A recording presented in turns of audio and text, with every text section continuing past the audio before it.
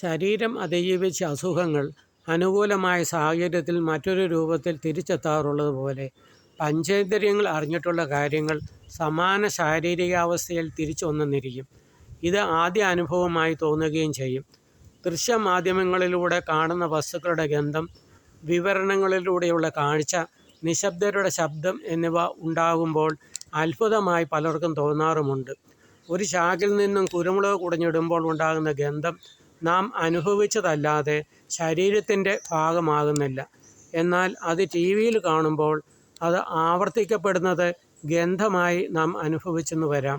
ഏകാഗ്രതയാണ് ഇവിടെയൊക്കെ പ്രവർത്തിക്കുന്നത്. ജീവനുള്ളതും ഇല്ലാത്തതും, നന്മയും തിന്മയും, സ്വർഗവും നരകവും, ദൈവവും പിശാചും എല്ലാം പ്രപഞ്ചത്തിൽ നിന്നും അടർത്തിയെടുക്കുന്നത് നമ്മിലെ ഏകാഗ്രതയാണ്. ജന്തുക്കൾക്ക് ശാരീരിക ഏകാഗ്രതയും മനുഷ്യർക്ക് മാനസിക ഏകാഗ്രതയും പ്രാപിക്കാനാകുന്നു. ഭൗതിക വസ്തുക്കളിലുള്ള ഏകാഗ്രത പുതിയ കണ്ടെത്തലുകൾക്ക് വഴിവെക്കുന്നത് പോലെ അലൗകിക അറിവുകളും നേടാനാകും.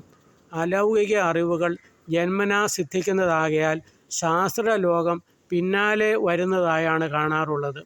മരണത്തോടെ ചലനവിധേയമാക്കാവുന്ന ഏകാഗ്രതയാണ് നാം കൈവരിക്കുന്നതെന്നാണ് പൊതുവെ വിശ്വസിക്കപ്പെടുന്നത്.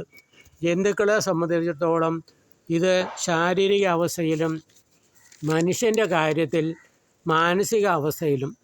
തന്മൂലം ഐഹിക മുക്തനായ ഒരാൾക്ക് മരിച്ചുപോയ ജന്തുക്കളുടെ ആത്മീയ ശരീരങ്ങളെ ഉണർത്താൻ കഴിവുണ്ടായിരിക്കണം.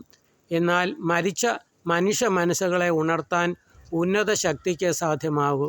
ഇതാണ് മനുഷ്യരുടെ ദൈവവും സ്വർഗവും.